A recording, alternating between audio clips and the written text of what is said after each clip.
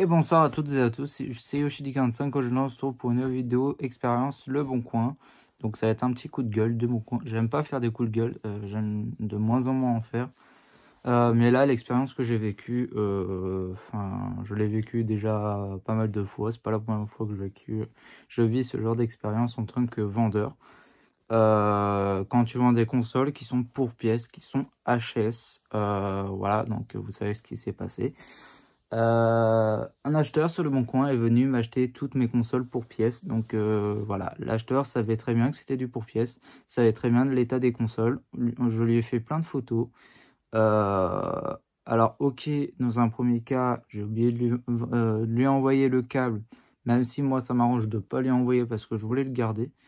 Bon là d'accord, je peux comprendre qu'il soit agacé. Par contre, venir s'énerver que les consoles soient ouvertes, ouvertes entre guillemets, étaient déjà ouverts, venir se plaindre qu'il manque des caches vis sur la PS3 par exemple, que les DS soient déjà ouvertes, que tout cela, moi ça m'agace parce que c'est considéré comme du pour-pièce. Vous savez très bien ce que vous achetez et en fait vous achetez en l'état.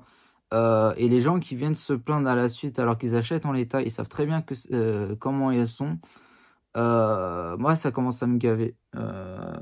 Ça commence à me saouler. C'est pas la première fois que ça m'arrive. Et ça me saoule. Ça me saoule le plus en point.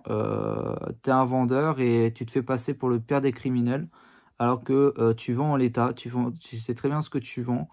Je suis désolé, moi, quand je marque pour pièce, l'acheteur sait très bien ce qu'il achète, c'est très bien que c'est en l'état et que forcément bah, les consoles ne fonctionnent pas. Les consoles ont des soucis esthétiques, les consoles ont des soucis de fonctionnement. Donc au bout d'un moment, ça va bien 2 minutes. Voilà. Et, et bah, comme d'habitude, hein, c'est toi le criminel, c'est le vendeur le criminel. Voilà.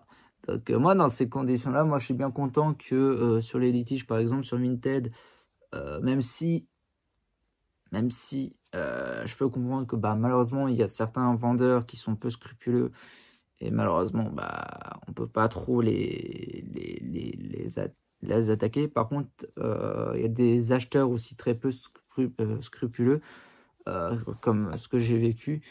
Franchement, moi, je suis bien content que ce soit lui qui paye les frais de retour s'il doit tout me renvoyer parce que, voilà, je pense que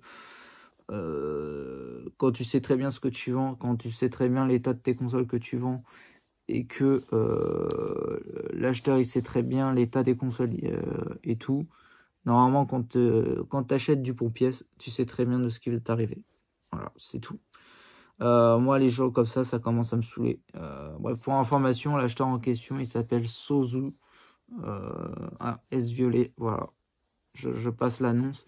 Comme ça, aux vendeurs à qui cela arrive, vous savez à qui vous avez affaire. Et je vous conseille pas de lui vendre parce que c'est le genre de mec qui va vous critiquer sur le moindre détail.